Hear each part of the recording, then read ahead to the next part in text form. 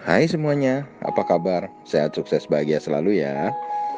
Jangan lupa subscribe, karena subscribe itu gratis. Dan bagikan channel ini, dan berikan jempolnya, agar kami dapat lebih berkembang dalam memberikan Anda berbagai informasi yang bermanfaat tentunya.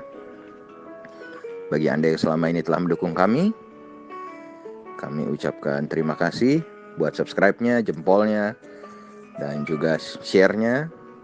Dan kami doakan Anda selalu mendapatkan kesehatan, rezeki, dan kebahagiaan yang melimpah. Mari kita mulai sebuah insight mengenai rekomendasi beberapa buah saham untuk kita belajar bersama untuk perdagangan di hari Senin tanggal 21 September 2020.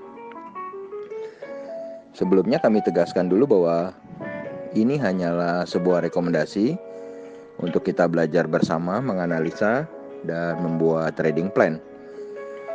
Jadi ini bukanlah ajakan untuk membeli, apalagi ajakan untuk menjual. Dan kami tidak bertanggung jawab atas segala keuntungan maupun segala kerugian yang ditimbulkan oleh rekomendasi ini. Dan kami menyarankan Anda untuk membuat trading plan yang baik dan menggunakan money management yang ketat bila Anda ingin mengikuti rekomendasi ini. Dan Anda bisa melihat hasil-hasil dari rekomendasi kami di Instagram kami di carakaya.id. Baiklah, tanpa berlama-lama kita mulai saja dengan saham yang pertama. Saham ini adalah perusahaan anak dari perusahaan Astra International Indonesia atau ASII yang bergerak di bidang agriculture, khususnya di bidang CPO atau crude palm oil. Kita ketahui sendiri memang harga crude palm oil sendiri saat ini sedang terus rally dan terus membaik, yang membuat juga fundamental perusahaannya, perusahaan-perusahaan yang ada di bidang crude palm oil ini cukup membaik. Dan saham yang kita bahas ini adalah Astra Agro Lestari Tbk atau AALI. AALI sendiri hari ini mengalami penurunan yang cukup mengejutkan.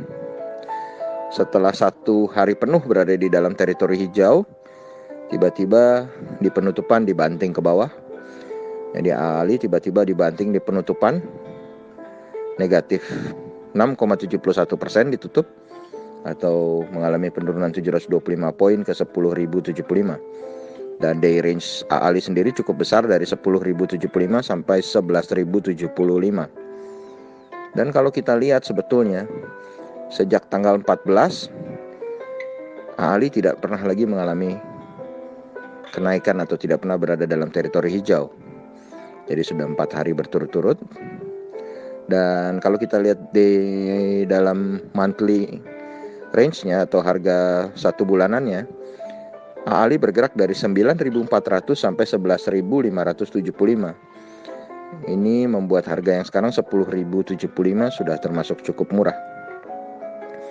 Kemudian kalau kita lihat hari ini investor asing mencatatkan jual bersih sebesar 28,77 miliar rupiah. Dengan yang menjadi top sellernya adalah broker ZP atau Maybank Kim Eng, dan top net buyer-nya adalah PD atau broker lokal. Kemudian untuk Astra Agro Lestari ini kami memiliki support di 9.825 dan resisten di 10.850. Jadi trading range untuk AALI adalah 9.825 sampai 10.850. Kemudian kita berpindah ke saham yang kedua, yaitu Matahari Department Store Tbk atau yang dipanggil LPPF. LPPF hari ini juga mengalami penurunan cukup signifikan, melemah 45 poin atau 3,91% ke 1105. Dan LPPF ini saat ini memiliki nilai pasar atau market capital sebesar 2,9 triliun dengan PER negatif 4,05. Dan sama dengan Astra Agro Lestari, PPF sudah mengalami pelemahan atau tidak ada kenaikan selama 4 hari berturut-turut. Jadi terakhir ada kenaikan adalah tanggal 14 juga di hari Senin. Dan itu menyebabkan kalau kita lihat harga LPPF saat ini memang sudah termasuk murah kalau kita lihat dari monthly range-nya, di mana pergerakan harga bulanan LPPF adalah antara 1080 sampai 1330. Di mana 1080 ini menariknya juga adalah merupakan harga terendah selama 5 tahun terakhir untuk LPPF. Jadi harga sekarang 1105 jelas cukup murah. Dan investor asing sendiri hari ini mencatatkan net foreign sale sebesar 3,31 miliar rupiah. Dengan yang paling banyak melakukan penjualan adalah broker BK, dan yang melakukan pembelian paling banyak adalah broker ZP.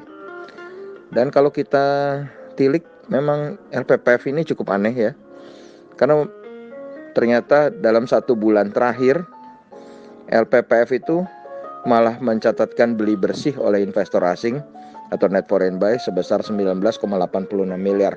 Walaupun sebenarnya kalau kita lihat laporan keuangannya, LPPF di kuartal kedua berada dalam teritori negatif atau merah. Itu yang menghasilkan LPPF kalau kita lihat PER-nya negatif. Dan untuk LPPF sendiri kami memiliki support di 1095 dan resisten di 1215. Jadi trading range kami untuk LPPF adalah 1095 sampai 1215.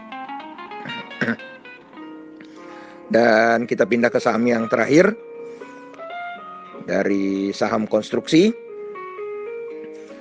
yaitu Adikarya Persero Tbk atau kode sahamnya ADHI. Adikarya ini juga sama mengalami bantingan di penutupan setelah berada dalam teritori hijau cukup panjang 1 harian. Adikarya bergerak dalam day range 530 sampai 555, dan Adikarya ditutup di 530 ini mengalami penurunan 15 poin atau 2,75%. PER Adikarya ada di 88,33 dan market cap-nya adalah 1,89 triliun. Jadi ketiga perusahaan ini memang bukan perusahaan yang mempunyai fundamental yang bagus ya. Maksudnya price earning ratio-nya semuanya tinggi-tinggi.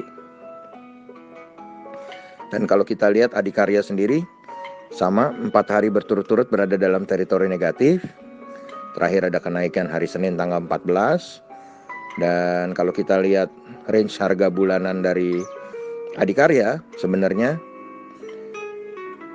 ada di 510 sampai dengan 625. Jadi harga yang sekarang 530 sudah cukup murah. Dan hari ini investor asing mencatatkan total jual bersih di Adikarya sebesar 2,58 miliar rupiah.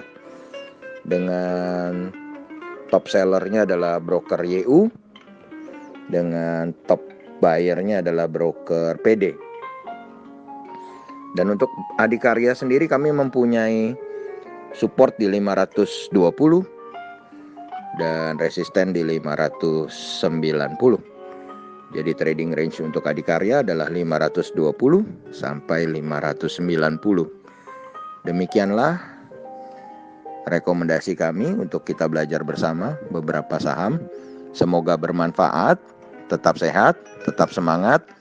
maju terus dalam mencapai profit maksimal di pasar modal Indonesia. Dan jangan lupa untuk selalu berusaha bahagia. Sampai jumpa di berbagai insight dari Cara Kaya berikutnya.